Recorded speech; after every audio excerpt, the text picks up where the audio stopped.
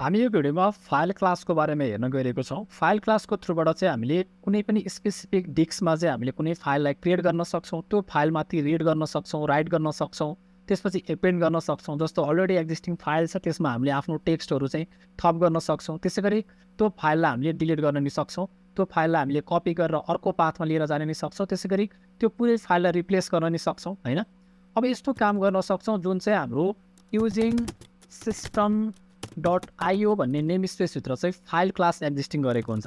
एफआइएल file यो class रहेको हुन्छ र फाइल क्लासभित्र चाहिँ यो मैले माथि देखाइरहेको मेथडहरू हुन्छ जुन डिलिट एक्जिस्टहरू यो सबै रहेको छ र यिनीहरूको थ्रुबाट हामीले डिफ्रेन्ट पर्पजको लागि युज गर्न सक्छौँ। सबैभन्दा पहिला चाहिँ अब हामीले के गरौँ भने एउटा कुनै स्पेसिफिक पाथमा हामीले फाइल बनाउन सिकौँ, फाइल क्रिएट गर्न सिकौँ। जस्तो म डेस्कटपमा मैले एउटा कुनै नयाँ फोल्डर बनाउँछु, मैले कन्ट्रोल सिफ्ट एन गरेँ। त्यसपछि यहाँ मैले माई फोल्डर भनेर चाहिँ मैले नाम दिएँ र त्यसपछि यो फोल्डरको पाथलाई म कपी गर्छु। जस्तै मैले यो फोल्डरलाई मैले कपी गरेँ र कपी गरिसके पछाडि म यहाँ आफ्नो भिजुअल स्टुडियोमा आएँ। त्यसपछि अब म क्लास बनाउँछु है, एउटा क्लास प्रोग्राम भन्ने बनाएँ। त्यस पछाडि मैले स्ट्याटिक भोइड मेन लेखेँ र यहाँभित्र म के गर्छु भने स्ट्रिङ पाथ कुन ठाउँमा मैले फाइल क्रिएट गर्ने हो त होइन। त्यस पछाडि इक्वल्स टु मैले @ दिएँ र त्यसपछि मैले डबल कोटेसनभित्र मैले अहिले कपी गरेको पाथलाई पेस्ट गरेँ।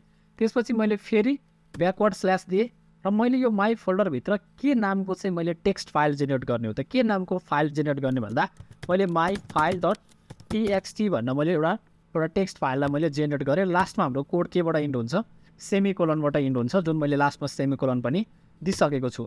यति गरिसके पछाडि अब मैले के गर्नुपर्ने छ, यो फाइलमा चाहिँ मैले केही टेक्स्टहरू राख्नुपर्ने छ। त्यसको लागि एउटा इफ कन्डिसन लगाउँछु। इफ अर्को फाइलभित्र रहेको अर्को मेथड हेरौँ, फर्स्ट मेथड हेरौँ है त। फाइल डट एक्जिस्ट भन्ने हुन्छ होइन त, सजेसन आइसकेको छ, म ट्याप गर्छु। एक्जिस्ट पाथ भनेर मैले यसरी राखेँ। भन्न खोजेको यदि फाइल डट एक्जिस्ट भन्ने मेथडले चाहिँ त्यो पाथमा कुनै फाइल एक्जिस्ट भएको छ कि छैन त। जस्तो मैले यो अघिको माई फोल्डरभित्र मैले गएर हेर्नुभयो भने यहाँ त केही पनि एक्जिस्ट गरेको छैन। यो माई फोल्डर के छ, इम्प्टी छैन कि खाली छ। त्यस कारणले गर्दाखेरि यो खाली छ भने चाहिँ यहाँ लेख भन्दा पनि यो खाली छैन भने हेर्नुहोस् है, नट भनेर भने नि मैले अगाडि नट राखिसकेपछि फाइल डट एक्जिस्ट पाथ भनेको यदि यो पाथ चाहिँ खाली छ भने मात्रै भनेको है।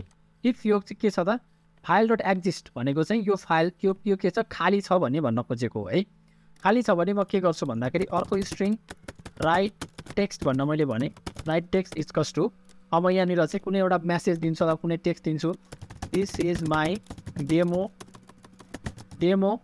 स्ट्रिङ भन्न भने मैले होइन, डेमो स्ट्रिङ भने र यो मैले भ्यालु राखेँ।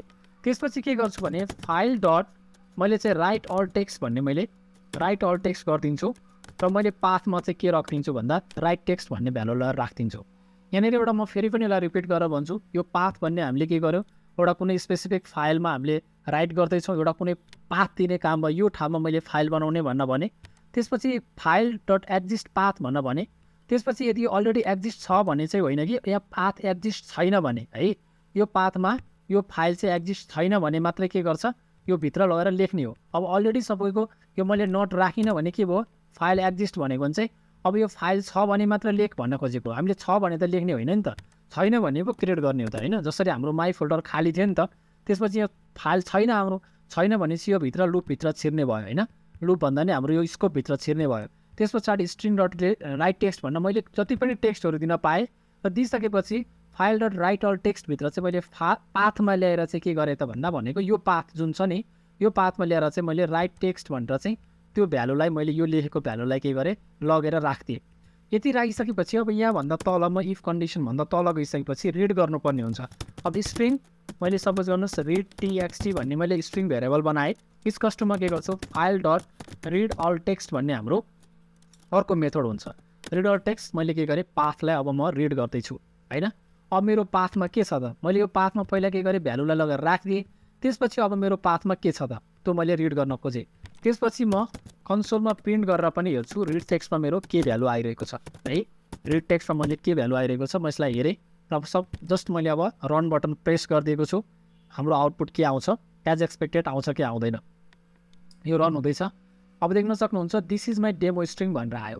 अब अघि मैले जुन एउटा डेस्कटपमा मैले फोल्डर बनाएको थिएँ माई फोल्डरभित्र गएर हेरेँ भने माई फाइल भन्न जुन हामीले नाम दिएको थियो त्यो नाम बनिसकेको छ र यहाँ के भयो माई फाइल भनेर this is my demo string भनेर हामीले यसरी फाइलमा राइट गर्न सिक्यौँ र राइट गरेको फाइललाई हामीले के गर्यौँ रिड गर्न पनि सिक्यौँ होइन।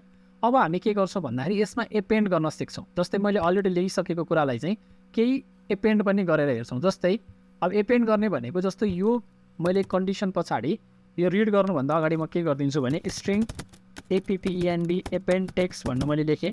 इस्कस टु म के गर्छु this is my APPEND append text भन्नु मैले मेसेज दिएँ र यति दिइसके पछाडि सपोज गर्नुहोस् म यहाँबाट के गरिदिन्छु एपेन्ड टेक्स्टको कन्सेप्ट भयो। त्यसपछि फाइल डट मैले एपेन्ड अल टेक्स्ट भन्ने हुन्छ र मैले यसलाई ट्याप गरेँ भने के भयो त भन्दा एपेन्ड टेक्स्ट भनेको यो मेरो स्ट्रिङ भयो। यसलाई मैले के गरेँ पाथमा एपेन्ड गरिदिएँ र यति एपेन्ड गरिसकेपछि मैले फेरि जस्ट रन बटन प्रेस गरेँ।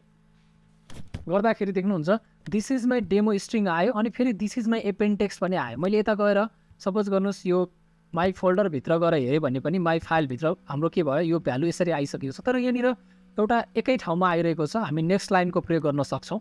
सो नेक्स्ट लाइनको प्रयोग कसरी गर्ने भन्दाखेरि यो फाइलभित्र सपोज गर्नुहोस् यहाँ तपाईँले प्लस युज गर्न सक्नुहुन्छ र प्लस युज गरिसके पछाडि तपाईँले चाहिँ इन्भाइरोमेन्ट क्लासभित्र हाम्रो नेक्स्ट लाइन भन्ने न्यू लाइनलाई यसरी हामीले एक्सेस गर्न सक्छौँ। त्यसै गरी यही कुरालाई मैले यहाँ तल पनि राखिदिन सक्छु किनभने हामीले एकचोटि मात्रै एपेन्ड गर्दैनौँ।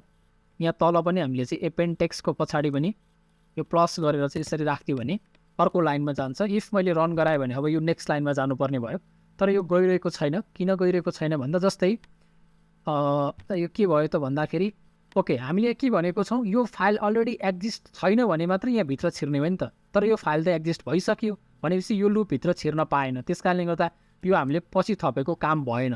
सो यसको साथसाथै म तपाईँलाई अर्को मेथड पनि एट द सेम टाइम तपाईँलाई म भनिदिन्छु। अब हामी के गर्छौँ भने यो रिड गरिसकेपछि हाम्रो फाइललाई डिलिट गरिदिउँ। जस्तै डिलिट गर्नको लागि फाइल डट डिलिट भनेर हामीले मेथड डिलिट मेथड युज गर्छौँ र पाथ मैले दिन्छु। यो मैले डिलिट गरिदिन्छु हेर्नुहोस् है।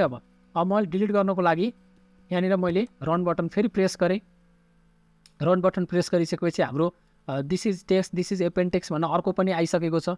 यो एपेन्ड टेक्स्टभन्दा पछाडि नेक्स्ट लाइन चाहिँ काम गर्यो नि किनभने हाम्रो यो माथि छिरेको छैन है। यहाँभित्र पो कोड छिरेको छैन त। बाहिरको कोड त हाम्रो एपेन्ड हुने त भइहाल्यो। त्यस कारणले गर्दा यहाँको इन्भाइरोमेन्ट डट नेक्स्ट न्यू लाइनले चाहिँ काम गरेको छ। अब मैले फाइललाई के गरेँ डिलिट गरिसकेँ। अब म जान्छु डेस्कटपमा र म माई फोल्डरमा गएर हेर्छु। हेर्नुहोस् त मेरो फाइल यहाँ छैन। अब डिलिट भइसके पछाडि अब म के गर्छु फेरि यो डिलिटलाई चाहिँ मैले कमेन्ट गरिदिन्छु र कमेन्ट गरिसकेपछि म यसलाई फेरि रन गराउँछु। रन गराउँदाखेरि हेर्नुहोस् this is my demo string र दिस इज माई एपेन्ड टेक्स्ट भनेर आइसकेको छ। यसको मतलब के भयो हाम्रो फाइल डिलिट भयो। डिलिट भइसकेपछि यहाँ त यसले यो कन्डिसन चेक गरौँ फाइल छ कि छैन भन्दा छैन नि त। छैन भनिसकेपछि यहाँभित्र छिर्यो। यहाँभित्र छिरिसकेपछि यसले के गर्यो नेक्स्ट लाइनको काम पनि गर्यो। एकचोटि यो this is my demo string लेख्यो। त्यसपछि यो नेक्स्ट लाइनमा गयो। त्यस पछाडि हामीले एपेन्ड गरेको string this is my append string लेख्यो। त्यसपछि यो यहाँ तल गएर हामीले यसलाई रिड गर्न सक्यौँ। त्यसै गरेर हामीले चाहिँ सिधै क्रिएट गर्न पनि सक्छौँ। जस्तै मैले यहाँ डिलिट गरिदिएँ फाइललाई होइन। फाइललाई मैले डिलिट गरिदिएँ। यदि मैले यसलाई सपोज गर्नुहोस् रन गराएँ भने के हुन्छ एकचोटि रिड त हुन्छ एपेन्ड पनि हुन्छ तर मेरो फाइललाई तपाईँले यदि म डेस्कटपमा गएर मैले मेरो फाइललाई हेर्न खोजेँ भने त्यो खाली भइसकेको छ। अब यसै गरी सपोज गर्नुहोस् मैले डिलिट गर्ने बित्तिकै फाइल डट क्रिएट गर्न पनि सक्छु। मैले कुनै टेक्स्ट नराख्न पनि त सक्छु नि होइन। क्रिएट मात्रै गर्न सक्छु। यसरी क्रिएट पाथ गर्न सक्छु। डिलिट पनि गरेँ क्रिएट मात्रै गरेको छु है। भन्न खोजेको मैले भित्र स्ट्रिङ केही पनि चाहिएन भने एकचोटि त यो रन हुने भयो। डिलिट भइसकेको छ र गएर हेऱ्यो भने मेरो फाइल क्रिएट भइसकेको छ तर यो भित्र के हुनु पऱ्यो खाली हुनु पऱ्यो। यसरी चाहिँ मैले डिफ्रेन्ट फाइलमा भएको मेथडलाई चाहिँ हामीले युज गर्न सक्छौँ। सो यसरी हामीले पाथ दिन सक्छौँ। एउटा पाथ दिएर अर्को पाथमा कपी पनि गर्न सक्छौँ रिप्लेस पनि गर्न सक्छौँ होइन। सो डिफ्रेन्ट मेथडहरू छ। तपाईँले बाँकी मेथडहरूको बारेमा गुगलमा सर्च पनि गर्न सक्नुहुन्छ। र मेरो मेन मोटो मेन कन्सर्न भनेको चाहिँ तपाईँहरूलाई फाइलमा कसरी रिड गर्ने कसरी राइट गर्ने कसरी पाथ दिने कसरी त्यसमा राइट गर्ने कसरी त्यसलाई रिड गर्ने कसरी त्यसलाई चाहिँ डिलिट गर्ने क्रिएट गर्ने यस्तो कुराहरूको कन्सेप्ट थियो। होप तपाईँहरूले यो भिडियो बुझ्नुभयो होला।